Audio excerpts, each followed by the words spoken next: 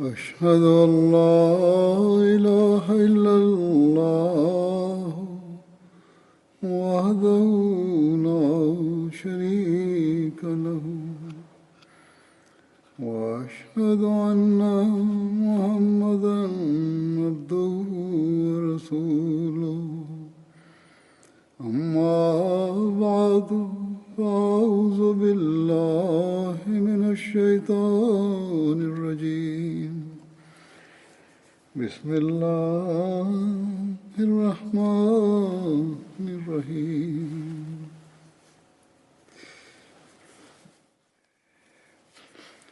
الحمد لله رب العالمين الرحمن الرحيم مالك يوم الدين إياك نعبد وإياك نستعين اهدنا الصراط المستقيم صراط الذين أنعمت عليهم غير المغضوب عليهم ولا الضالين. Bismillahirrahmanirrahim. Poslije proučenog šehadeta Euze i sure Al-Fatihe, Hazreti Halifatul Mesih, peti da Allah bude njegov pomagač, je rekao: Danas ću da nastavim govoriti na temu ashabi koji su učestvovali u bitci na Bedru. Hazreti Suhejb bin Sinan radijallahu anhu je ashab o kojem ću danas govoriti. Sinan bin Malik je bio njegov otac, a majka Salma bin Qaid. Hazreti Suhejb je bio iz Mosul. Njegov otac ili amidža su bili guverneri mjesta Al-Abullah. To je mjesto na obali Tigrus rijeke, poslije znato kao Bazra. Rimljani su napali to mjesto i zarobili su Hazreti Suhejba kao zatvorenika još dok je bio malo dijete. Abul Qasim al-Magribi je rekao da Hazreti Suhejb se zvao Umeira, ali su mu Rimljani predali ime u Suhejb. Hazreti Suhejb je imao crvenkasti ten. On nije bio ni puno visok ni nizak i imao je gustu kosu. Odrastao je uz Rimljane i imao je manu u govoru. Čovjek koji se zvao Kalb ga je kupio od Rimljana i doveo ga je u Meku. Onda ga je kupio Abdullah bin Đudan i poslije ga je oslobodio i on je ostao uz njega sve do njegove smrti. Nakon toga časni poslanik sallallahu alejhi ve sellem je postao poslanik. Prema jednom hadisu, djeca od Hazreti Suhejba su rekla da je on ostao sa Rimljanima do njegove punoljetnosti i da je poslije toga pobjegao u Meku. I onda je imao neki ugovor sa Abdullah bin Đudan i da je ostao uz njega do smrti. U vezi Hazreti Suhejba, Hazreti Muslima radijallahu anhu kaže: jedan od robova je bio Suhejb, on je zarobljen od Rimljana i onda je on doveden u Meku, gdje ga je kupio Abdullah bin Đudan, a poslije ga je oslobodio. Suhejb je bio sljedbenik časnog poslanika sallallahu alejhi ve sellem i podnosio je razne poteškoće zbog toga. Hazreti Muslim Aud je spomenuo ovo u kontekstu nevjernika koji su lagali protiv časnog poslanika sallallahu alejhi ve sellem da je on sakupio Kur'an uz pomoć robova. Jedan odgovor na njih je bio da su svi ovi robovi prolazili kroz razna progonjenja zbog prihvaćanja islama.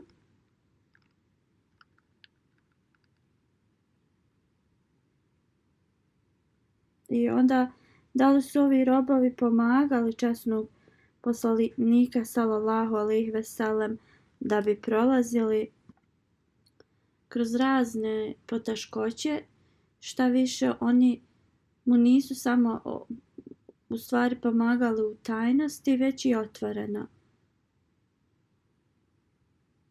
I zbog toga su prolazili kroz razne poteškoće, ali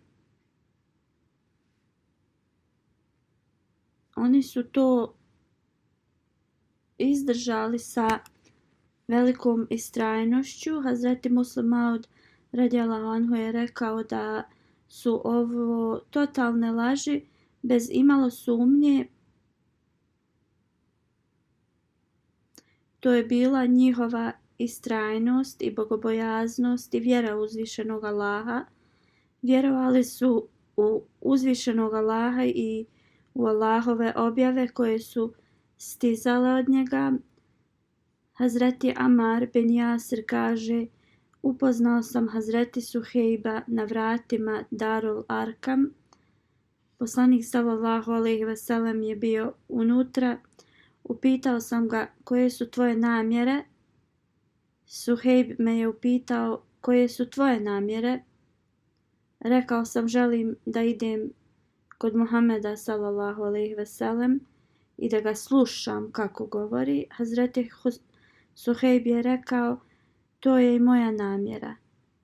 Hazreti Amar bin Jasir kaže: oba dvojica smo ušli kod poslanika sallallahu alejhi ve sellem i on nam je govorio o islamu i oba dvojica smo primili islam.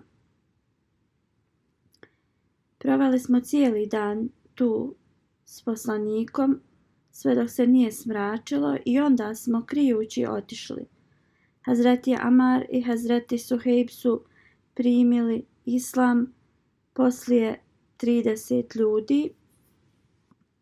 Hazreti Anas radijallahu anhu govori da je časni poslanik sallallahu alejhi ve sellem rekao: 4 ljudi su prestigli druge u prihvatanju islama.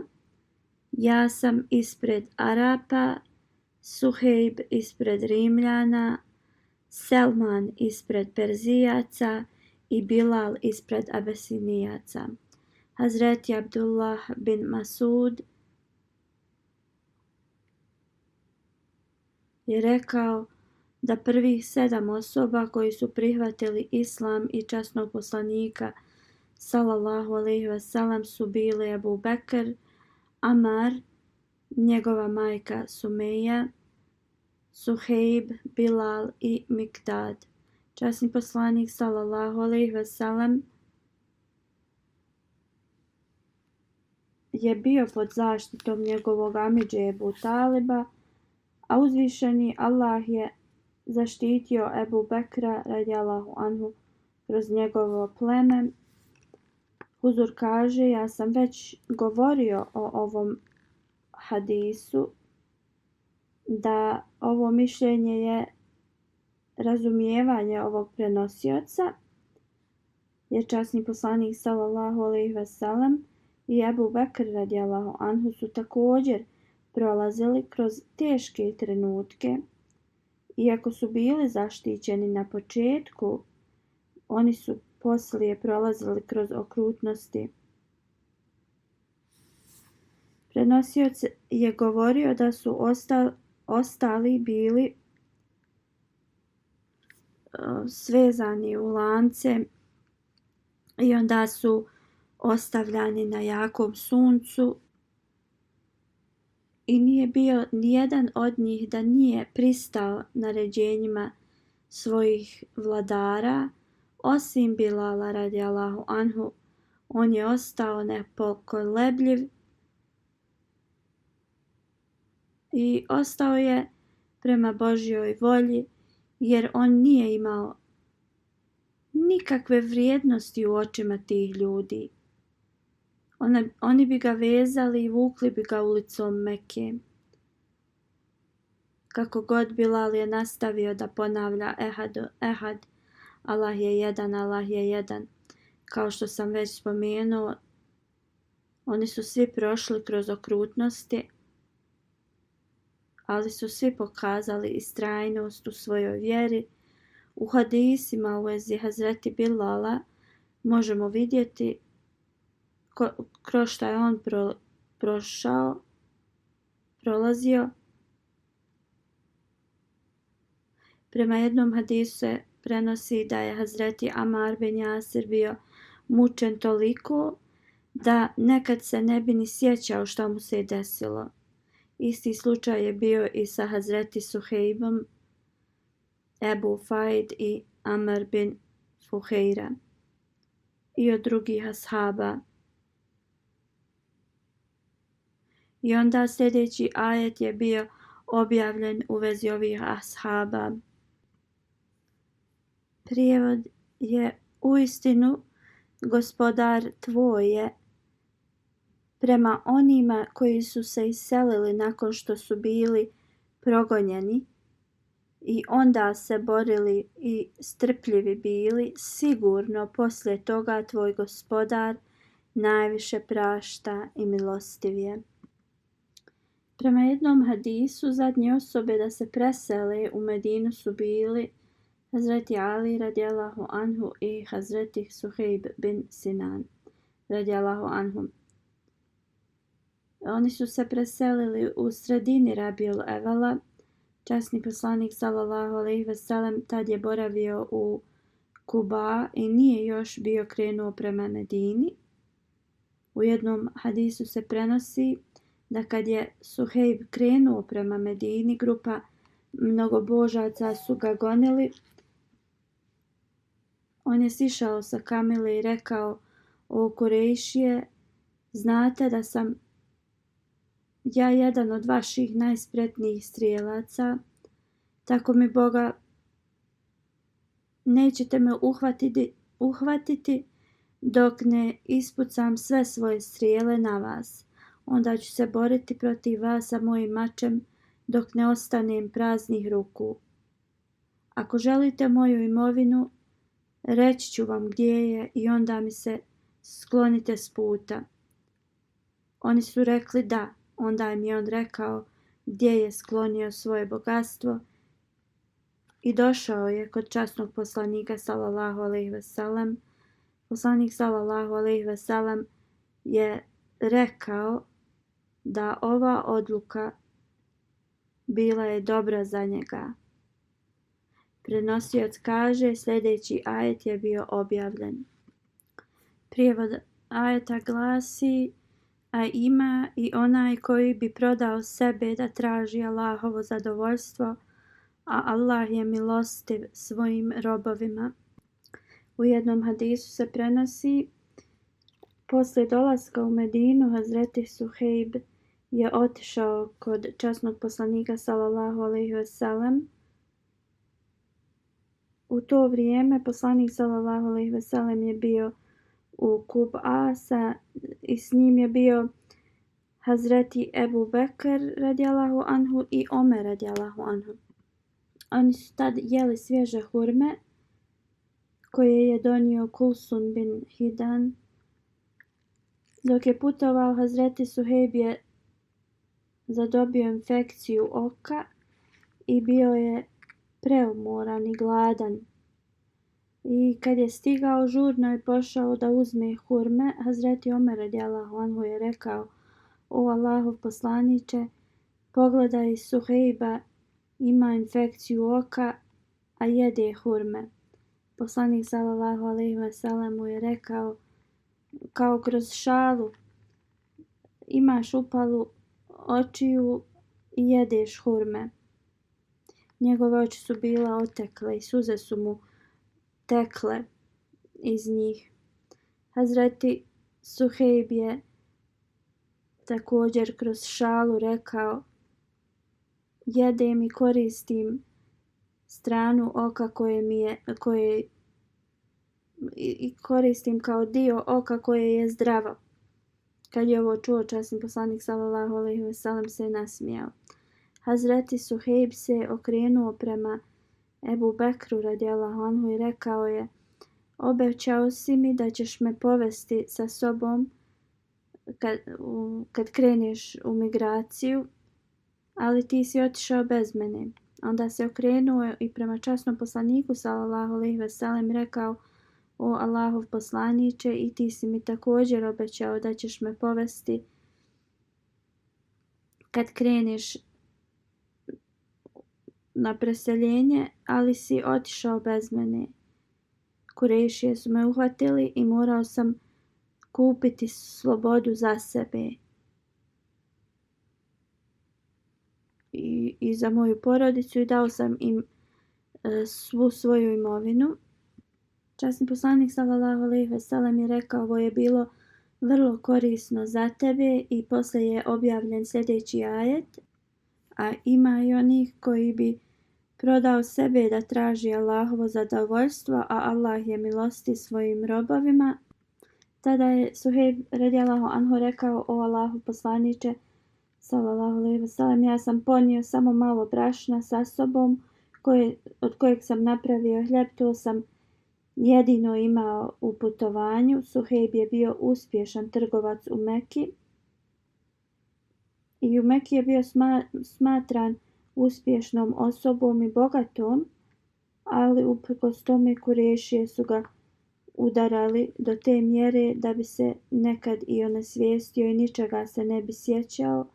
Kad je časni poslanik sallallahu alejhi ve sellem odselio u Medinu, Hazreti Suhejb također je želio da se oseli, ali su ga Mekanlije zaustavili i rekli su mu da ne može da nosi svoje bogatstvo i svoju imovinu. Suhejb im je ponudio svu svoju imovinu da ga puste da ide, i to su Mekanlije prihvatili, i on je došao u Medinu, može se reći praznih ruku, i onda je došao kod časnog poslanika sallallahu alejhi ve sellem. Poslanik sallallahu alejhi ve sellem mu je rekao: od svih ugovora koji si napravio u svom životu do danas, taj ti je najbolji do sada. Drugim riječima, on bi prije uvijek dobivao novac za svoju trgovinu ili te ugovore, ali sada je to tim svojim gestom je to uradio zbog svoje vjere. Kada se on preselio u Medinu, časni poslanik sallallahu alejhi ve sellem je uspostavio vezu bratstva između njega i Hazreti Haris bin Siman. Hazreti Suhejb je učestvovao u bitci na Bedru, Uhudu, Hendeku i svim drugim bitkama uz časnog poslanika sallallahu alejhi ve sellem. Hazreti Ais bin Amr prenosi da Hazreti Suhejb, Hazreti Salman i Bilal su sjedili u nekoj grupi. Kad je Ebu Sufjan bin Harb prošao tuda, oni su mu rekli: Allahov mač još nije udario po vratu neprijatelja. Poslije toga Hazreti Ebu Bekr radijallahu anhu je rekao: da li vi ovako govorite za poglavice Kurejšija? Časni poslanik sallallahu alejhi ve sellem je bio obaviješten u vezi ovoga i on je tada rekao: o Ebu Bekr, možda si ih naljutio.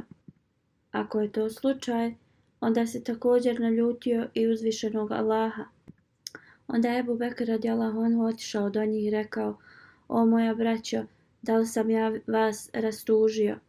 Oni su rekli: ne, Ebu Bekre, neka ti Allah podari njegov oprost.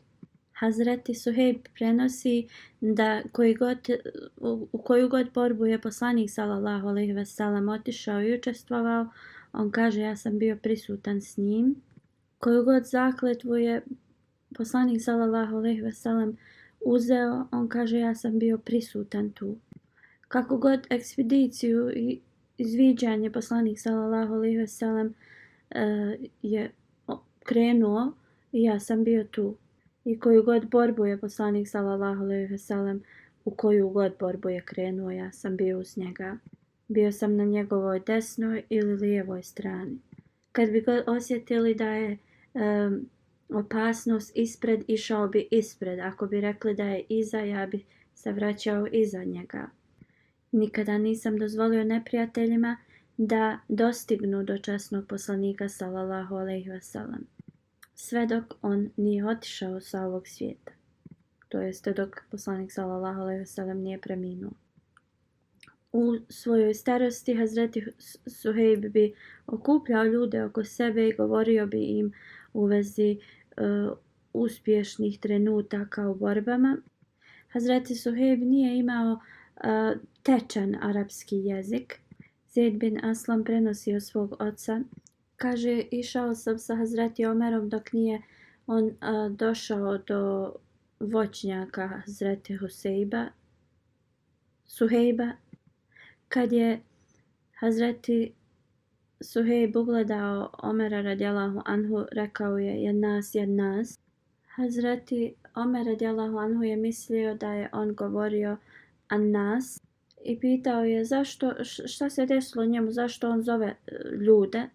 Prenosilac kaže on zove svoga slugu koji se zove Juhennes, ali on tako to izgovara zbog toga što ima manu govora. Hazreti Omer poslije neke diskusije sa njim rekao je: o Suhejb, ja vidim samo 3 nedostatka u tebi. Da nemaš ta 3 nedostatka, nijedna osoba ne bi bila superiornija tebi, kao veća od tebe. Rekao je, vidim da ti sebe smatraš Arapom, ali tvoj jezik je strani jezik.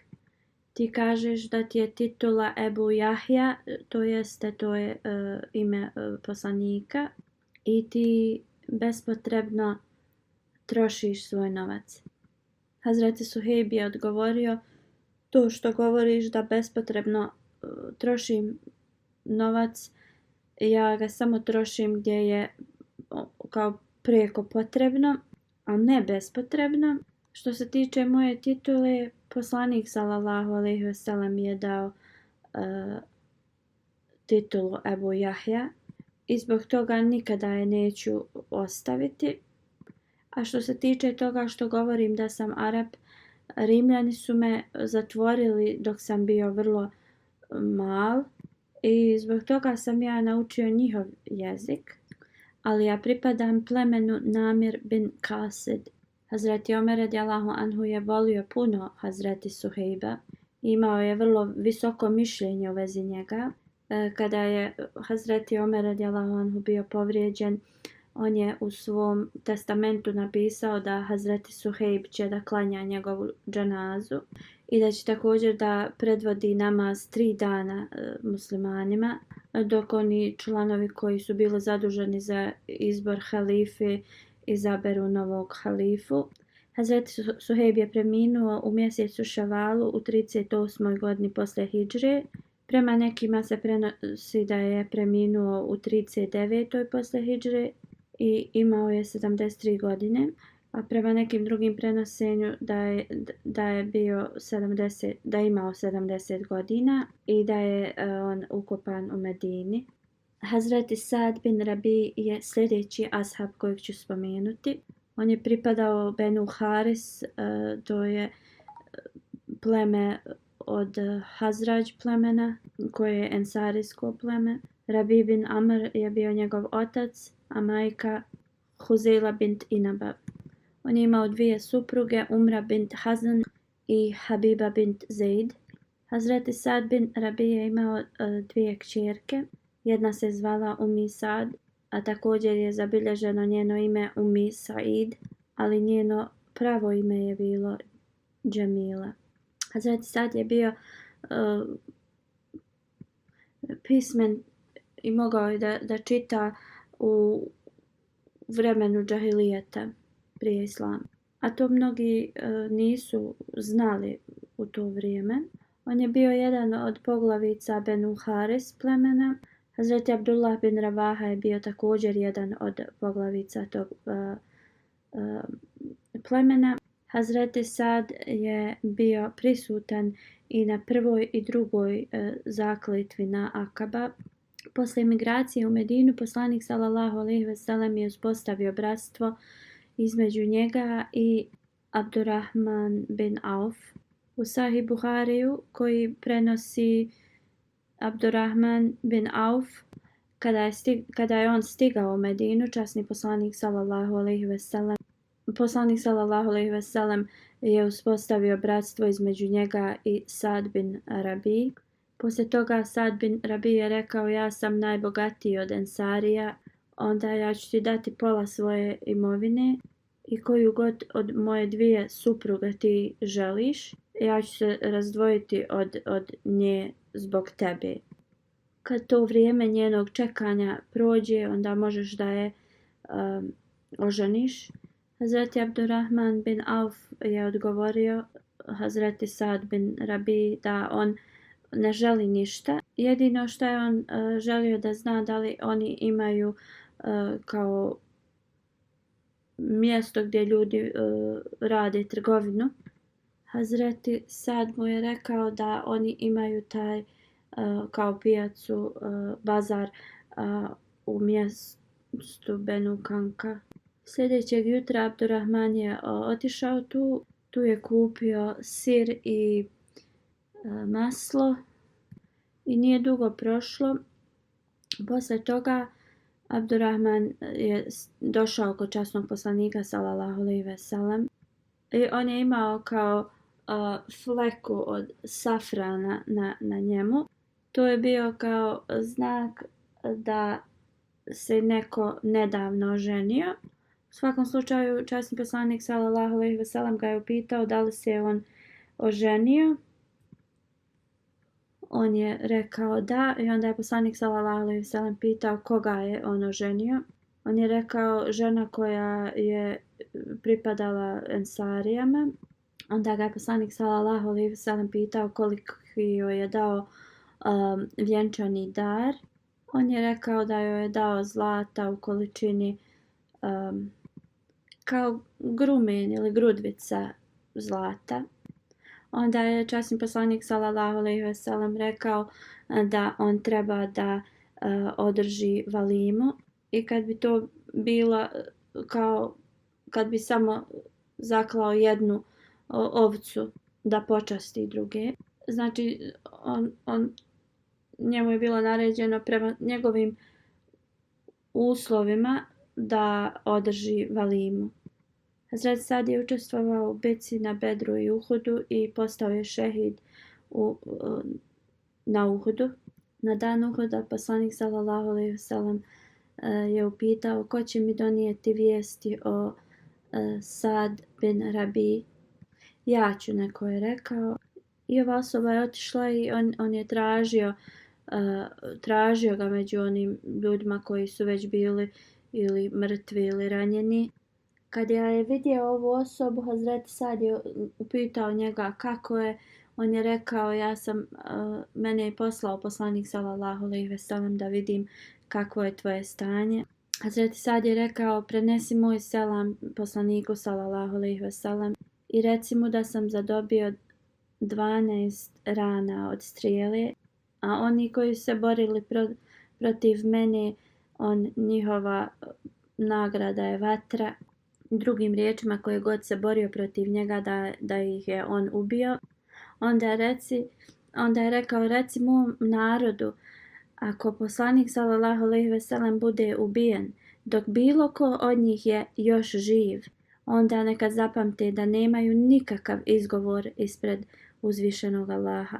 Govori se da je Hazreti Hubej bin Kab bio taj koji je otišao da pita u vezi njegovog stanja. Prema drugom hadisu se kaže da je Hazreti Sad rekao Ubej bin Kabu, reci mom narodu da Sad bin Rabi im kaže da trebaju da se boje uzvišenog Allaha, a zakletvu koju su uzeli od časnog poslanika sallallahu alejhi ve sellem u noći na Akabi, tako mi Boga neće imati nikakav izgovor ispred Allaha ako jedan od njih je i dalje živ posle poslanika sallallahu alejhi ve sellem. A da neprijatelji znači nešto naškode poslaniku sallallahu alejhi ve sellem. Hazreti Ubej bin Kab prenosi da je bio još pored njega, pored Sada bin Rafija kad je on preminuo. Njegovo tijelo je bilo prekriveno ranama i onda se ovaj ashab vratio kod poslanika sallallahu alejhi ve sellem i rekao mu šta se je desilo. Poslanik sallallahu alejhi ve sellem je rekao neka uzvišeni Allah spusti svoju milost na njega u toku njegovog života pa i poslije njegove smrti nastavio da služi Allaha i njegovog poslanika. Hazreti Sad bin Rabi i Hazreti Hadža bin Zaid su bili stavljeni u isti mezar. Hazreti Sahib Zada Mirza Bashir Ahmed Sahib spominje ubijstvo Hazreti Sada na sljedeći način. Kaže poslanik sallallahu alejhi ve sellem je također bio prisutan na tom bojnom polju i on je počeo da se brine u vezi šehida i njihovih tijela. Stanje muslimana je bilo tako da krvave suze bi potekle u kakvom su stanju bili. To jeste posle kad se borba završila i ako je imao teške povrede, poslanik sallallahu alejhi ve sellem je išao po ratnom polju i govorio kako da se oni pobrinu za te šehide i organizovao je njihove dženaze. Znači scena je bila vrlo strašna.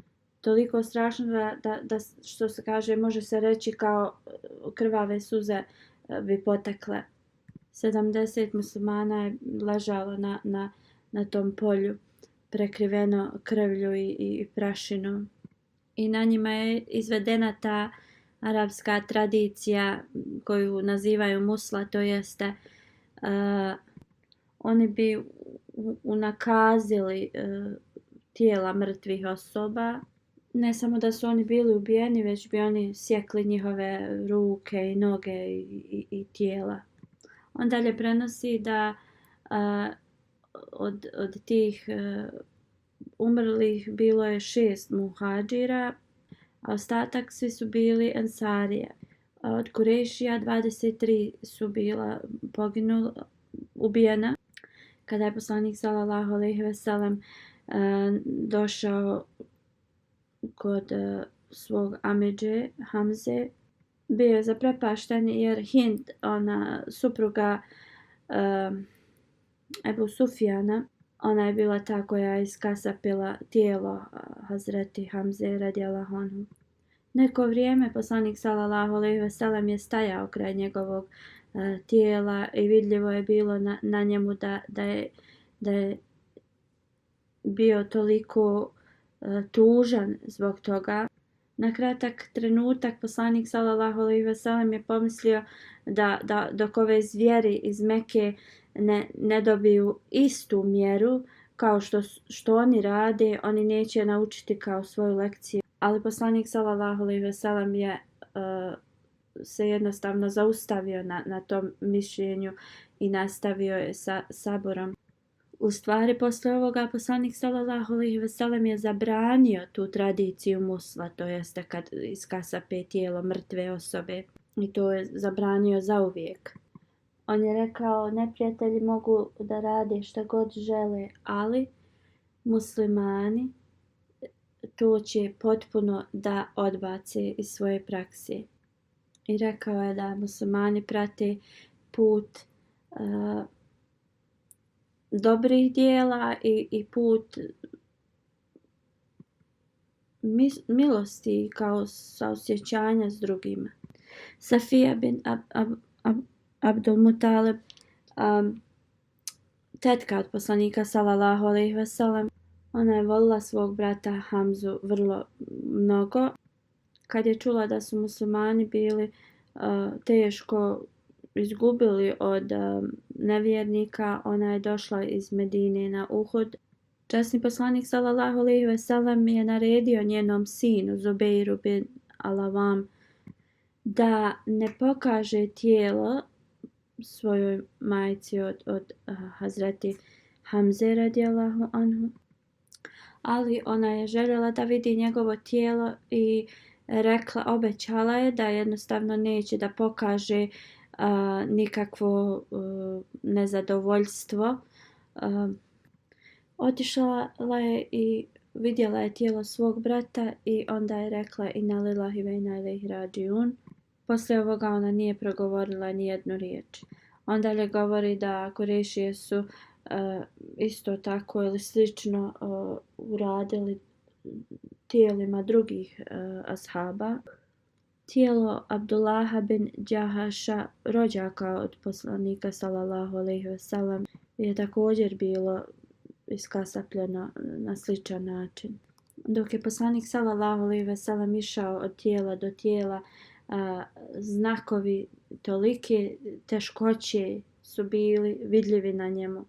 Da je tada poslanik sallallahu alejhi ve sellem rekao nekome neka neko ode i potraži Sad bin Rabi, koji je poglavica ili vođa Ensarija, da li on još živ ili je postao šehid. U toku bitke vidio sam da je non stop bio okružen neprijateljima i prema tim uputama ovaj ashab je počeo da traži, ali nije mogao da ga nađe i onda je počeo glasno da ga zove, ali ni dalje nije čuo odgovor. Izgubio je sve nade i onda je prije nego što se je vratio počeo da on je prvo njega zvao njegovim imenom, ali poslije je odlučio da počne da govori da poslanik sallallahu alejhi ve sellem me pozvao da te nađem. On je počeo da govori gdje je Sad bin Arabi, poslanik sallallahu alejhi ve sellem me je poslao njemu. Kad je čuo ovo, kao da je struja kroz njegovo polumrtvo tijelo prošla i on se odazvao. Rekao je ko je to, ja sam ovdje. Kad je Ubej bin Kab čuo njegov odgovor, našao ga je među grupom tijela i on je bio skoro na izmaku. Ubej bin Kab je rekao poslanik sallallahu alejhi ve sellem me je poslao da ja mogu da ga informišem o tvom stanju. Sad je odgovorio prenesi moj selam časnom poslaniku sallallahu alejhi ve sellem i reci mu da mu Allah da duhovnu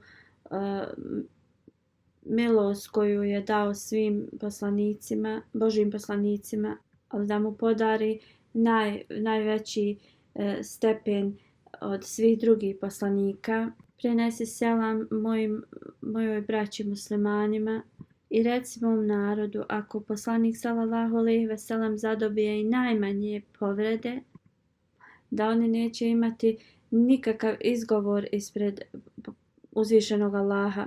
Posle ovih riječi on je preminuo. Hazreti Muslim Maud je također govorio svojim vlastitim riječima u vezi ovoga. On govori postoji događaj koji se desio na Uhudu. Poslije bitke poslanik sallallahu alejhi ve sellem je poslao Ubej bin Kaba da ga informiše u vezi onih koji su bili ranjeni. Dok je tražio one koji su ranjeni, došao je do Hazreti Sad bin Rabi koji je bio puno ranjen i bio je na izmaku svog života. Hazreti Ubej bin Kab ga je upitao da li on ima ikakvu poruku koju želi da on prenese njegovim bližnjim. Hazreti Sad se nasmijao i rekao je čekao sam da neko od muslimana dođe da mu dam svoju poruku. Stavi svoju ruku moju i obećaj mi da ćeš da preneseš moju poruku. Onda je rekao prenesi selam mojoj braći muslimanima, a reci mom narodu i mojoj rodbini da poslanik sallallahu alejhi ve sellem je nešto važnije što nam je dato od uzvišenog Allaha i mi trebamo da ga zaštitimo svojim životima. Ja sada ostavljam ovaj svijet i dajem ti ovo. Nemoj da pokazujete neistrajnost u vezi ovoga. Poslije ovoga govora u vezi ovog događaja Hazreti Muslim Maud je rekao: razmislite u vezi takvog vremena kad neko zna da će da umre. U takvim trenucima osobe inače razmišljaju o svojim bližnjim i tako dalje. Ali ovaj ashab uopšte nije dao nikakvu poruku u vezi ovog. On je rekao, on odlazi s ovog svijeta branjeći časnog poslanika sallallahu alejhi ve sellem.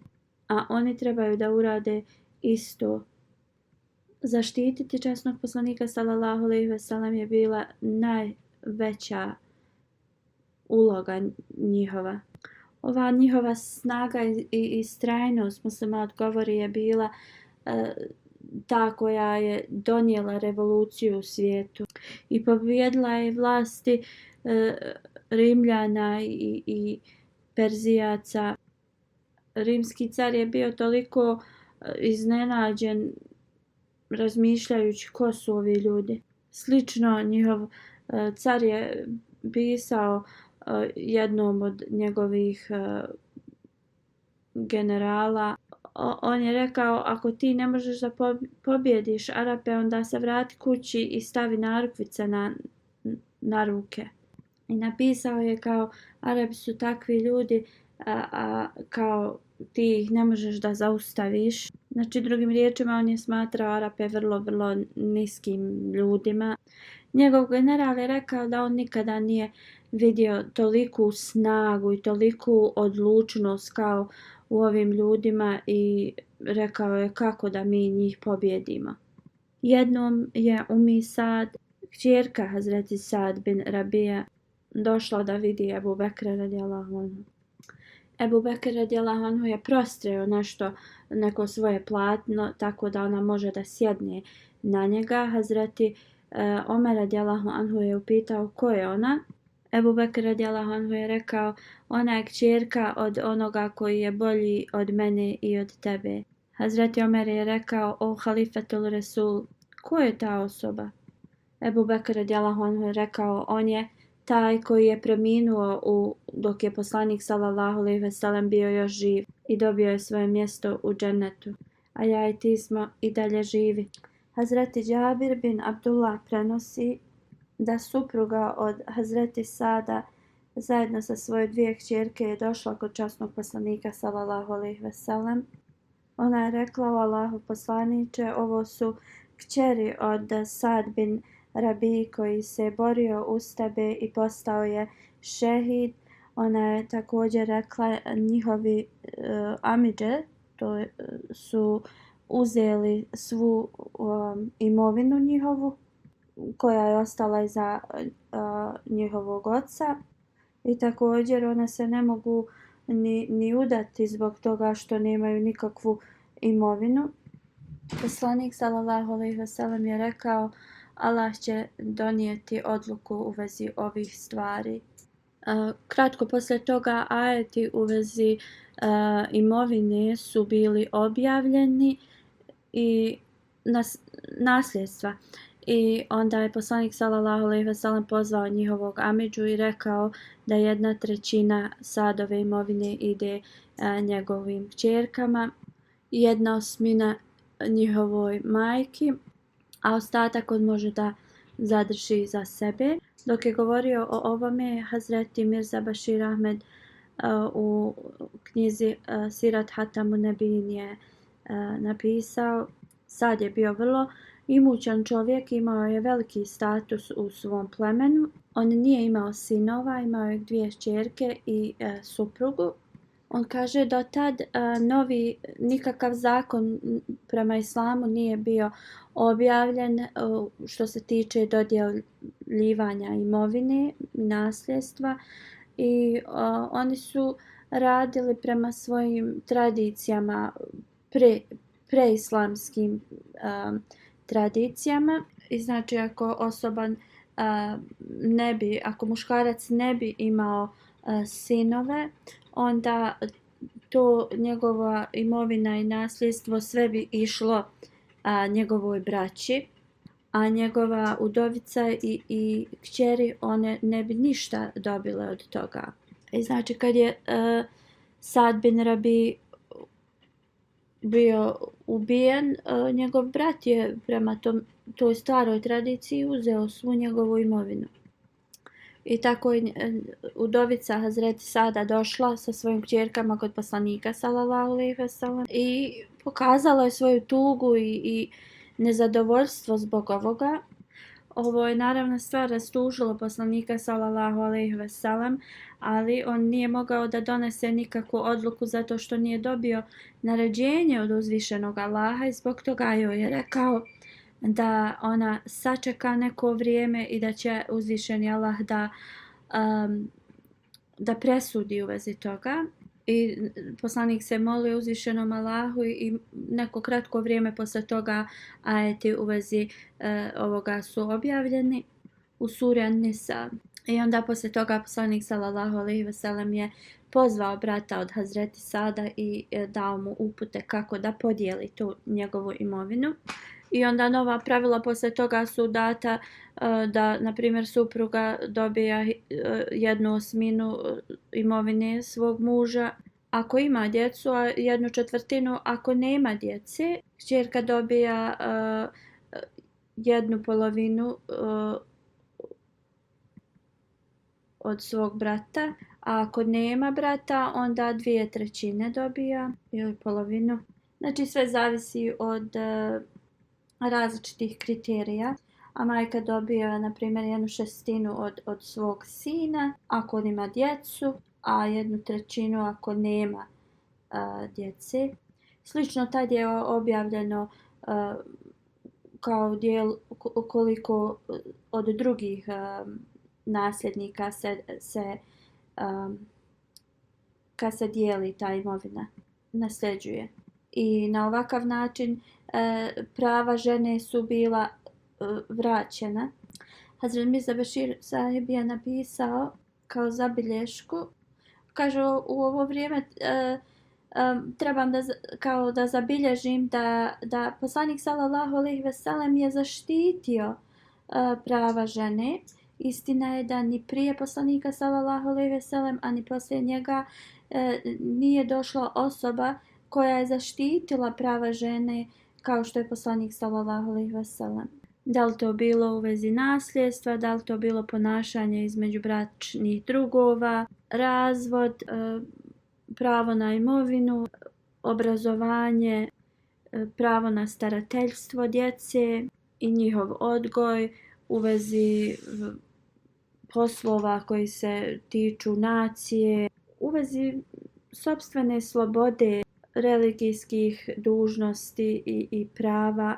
U svakom religijskom ili ovosvjetskom načinu gdje žena može da učestvuje, njena prava i obaveze i stvari su objašnjene i zaštićene od časnog poslanika sallallahu alejhi ve sellem i on je rekao da prava žena je velika dužnost koja je data njegovoj zajednici, da prava žena budu ispunjena. I zbog ovoga žene iz Arabije su smatrale da poruka Islama je bila poruka njihovog spasa. On dalje piše u tom poglavlju da prava žena nije tema tog poglavlja, ali kaže da nijedna organizacija, nijedna religija nije se pobrinula za prava žena kao što je Islam. On kaže riječi časnog poslanika sallallahu alejhi ve sellem: među stvarima ovog svijeta najdraže su mi žene i parfemi, ali radost mojih očiju jeste u namazu, to jeste u obožavanju Allaha. Na današnjici ljudi se kao bore za ženska prava, i dižu neke slogane i to, ali to uopšte nema ništa sa pravima žena. Oni nekada se okreću protiv islamskog učenja i kao da islam ograničava žene sa tim nekim restrikcijama, ali to je zasigurno da čast žene bude sačuvana. I radi mira u kućama i radi moralnog treninga budućih generacija. Stvarnost je da učenje islama zaista zaštićuje prava žena i čuva njihovu čast. Da uzvišeni Allah pomogne svijetu da spozna ovu realnost i da sačuva ih od svakog zla i nemorala.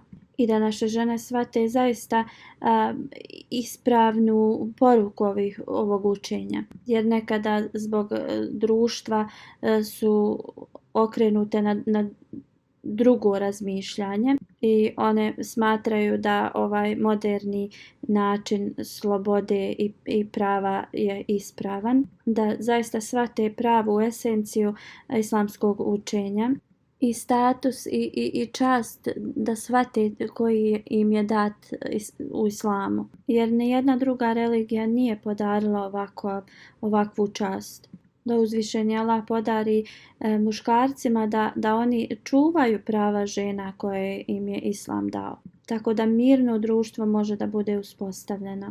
Poslije ovoga želim ukratko da govorim o trenutnoj situaciji i također da pitam sve vas da se molite uzvišenom Allahu da Allah otkloni ovaj koronavirus, a i također da ljudi shvate da jedini način da se dobije uspjeh jeste da se vrate uzvišenom Allahu i da ispunjavaju prava drugih. Jedino kroz žrtvovanja možemo da istrijebimo zlo i nered u svijetu. Da Allah podari vladama da se uvijek ponašaju prema svom narodu sa punom pravdom. U ovim danima postoji nemir u Americi. Neka svaki Ahmedi bude zaštićen od ovoga i da ti ljudi dobiju svoja prava kroz ispravne načine. Ako Afroamerikanci rade nered u svojoj zemlji, onda to samo ide njima na loš način. Mnogi njihovi vođe su rekli da ne trebaju da jednostavno rade nered i u svojoj zemlji. Zaista oni trebaju da dobiju, da se bore za svoja prava, ali na ispravan način i prema zakonu. Oni mogu imati proteste, ali da uništavaju imovinu u svojim gradovima, to nema nikakve koristi. To im samo škodi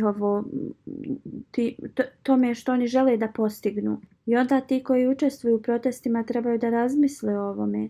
Vlada treba da razumije ovu situaciju, da odgovaraju sa silom na ovo, to nije odgovor. I znači upotreba sile nikada nije rješenje za probleme. I vlade mogu jedino funkcionisati kad svaki građanin dobije svoja prava. Jedino kroz ovo mir i prosperitet će da pobjedi. Nevažno kako je vlada jaka, ako postoji nered i nemir u njegovom narodu, ta vlada neće opstati. Da uzvišeni Allah otkloni sve nemire u cijelom svijetu, da svaka vlada ispuni prava prema svojim građanima, a svaki građanin ili državljanin da traži svoja prava prema zakonitim, kao po zakonu. Slično i Pakistan treba da pogleda na ovo i da se ponaša prema Ahmedi muslimanima pravedno, a ne prema naređenjima njihovih vjerskih učenjaka. Radije trebaju da upravljaju svojom vladom pravedno i da nauče svoje lekcije iz prošlosti. Koristeći okrutnosti prema Ahmedi muslimanima, ni prijašnje vlade nisu opstale u Pakistanu, niti će u budućnosti. Trebaju da odbace tu misao da zbog ovoga oni će kao ostati duže u vladi ili na vlasti. Zaista zbog ovog progona i zbog ove nejednakosti Ahmedija se raširio u cijelom svijetu, iako Bog da i nastavit će da tako bude. Ovo je Božja volja i niko nema snage da to zaustavi. Naše su molitve da Allah otkloni sve nerede, sve nepravde iz ovog svijeta. I radi trenutne pandemije da ljudi se promijene i reformišu i obrate pažnju na ovo i da mi, Ahmedi muslimani, obratimo pažnju prema našem obožavanju i prema čovječanstvu više nego ikada prije, tako da mi budemo oni primaoci Božje ljubavi i da budemo svjedoci tog progresa. Alhamdulillah, nahmaduhu wa nasta'inuhu wa nastaghfiruhu wa nu'minu bihi wa natawakkalu alayhi wa na'udhu billahi min shururi anfusina wa min sayyiati a'malina. من يهده الله فلا مضل له ومن يضلل فلا هادي له ونشهد أن لا إله إلا الله ونشهد أن محمدا عبده ورسوله عباد الله رحمكم الله إن الله يأمر بالعدل والإحسان وإيتاء ذي القربى وينهى عن الفحشاء والمنكر والبغي يعظكم لعلكم تذكرون اذكروا الله يذكركم وادعوه يستجب لكم ولذكر الله